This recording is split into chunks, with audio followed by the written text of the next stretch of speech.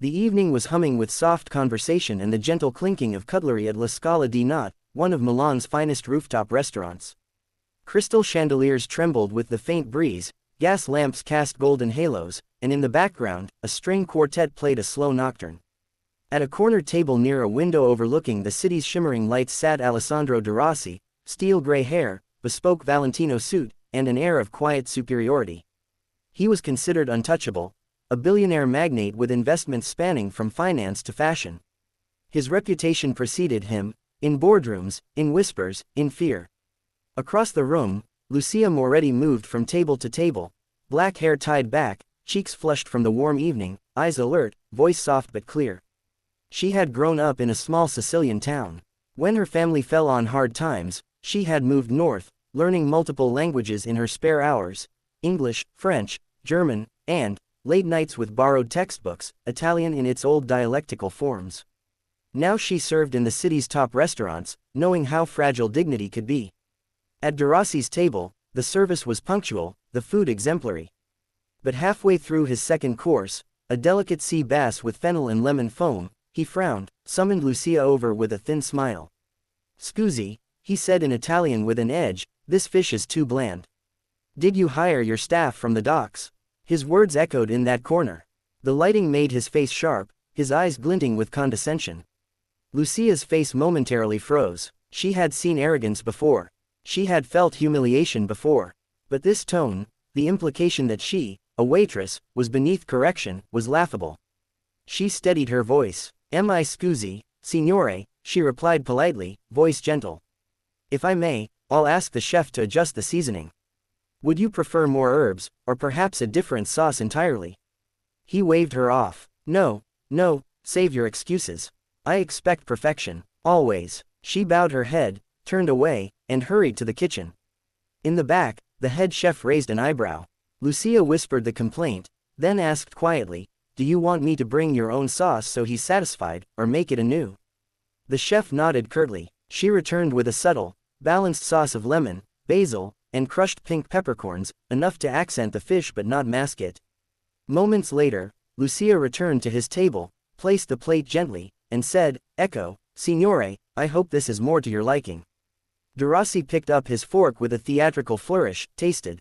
A pause. His eyebrow twitched. He said nothing. The restaurant's hush felt thicker.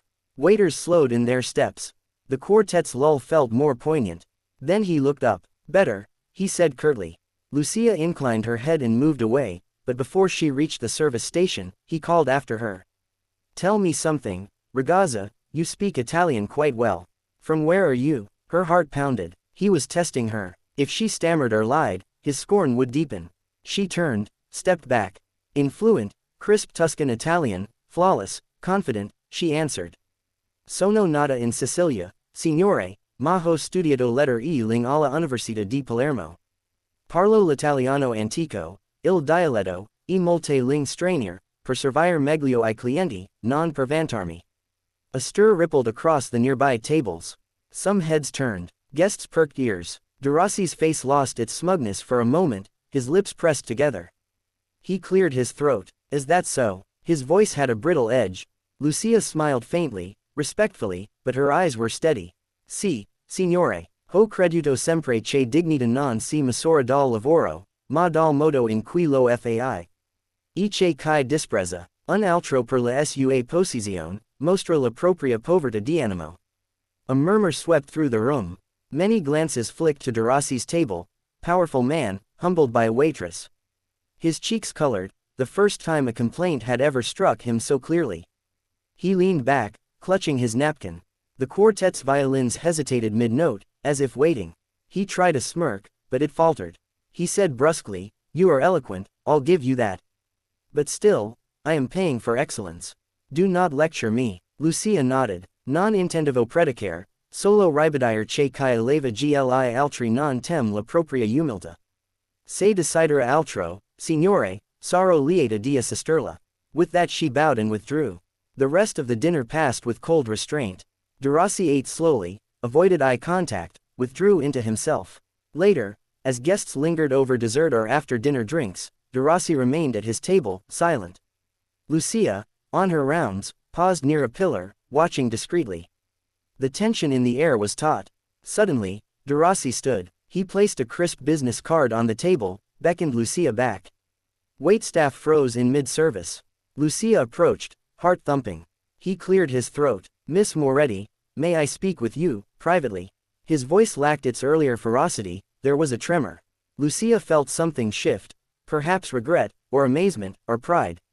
She nodded. He led her to a small alcove behind a grand potted ficus tree. Patrons' chatter softened out of earshot. He looked at the card in his hand.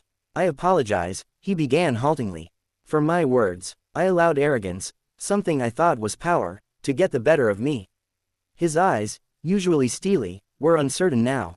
Lucia exhaled softly. She had not expected apology. She waited. He continued, "You are more capable, more poised, than I realized. I misjudged you because of your station. But your words, your dignity, reminded me that character is not in one's position."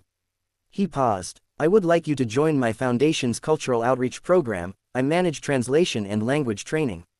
I want someone with your talent, and your integrity." Lucia's lips parted in surprise. She steadied her voice. "Signore, non chiedo favori. Ma se posso contribuire con il mio lavoro e la mia passione, sarà un onore." He extended the card. She looked at it. Derossi Cultural Trust, with lines about teaching languages in underserved regions of Sicily and southern Italy. He swallowed. "I want you to manage the Sicilian branch.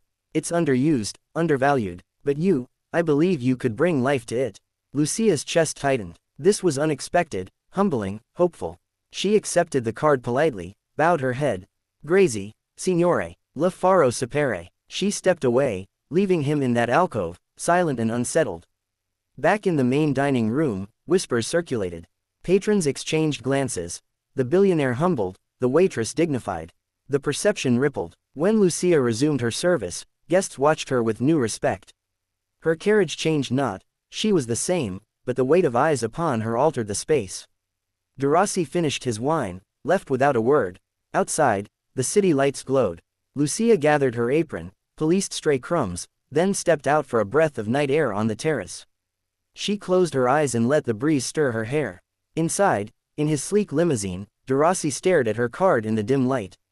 The name Lucia Moretti felt new on his lips. Sometimes power is in silence. Sometimes dignity is in response. And sometimes, the smallest voice can silence the greatest ego. The chandeliers shimmered above the marble floors of Ristorante Il Veluto, one of Milan's most exclusive dining rooms. It was a place where conversation floated like perfume, soft, expensive, and full of hidden meanings. At a corner table, alone but commanding attention, sat Alessandro Derossi, billionaire, investor, and self-made titan. His reputation was carved from ruthless deals and an ego as sharp as the cufflinks that glittered on his wrists. He had no time for imperfection, not in his wine, not in his numbers, not in people. Across the room, Lucia Moretti moved gracefully between tables, balancing trays with practiced ease.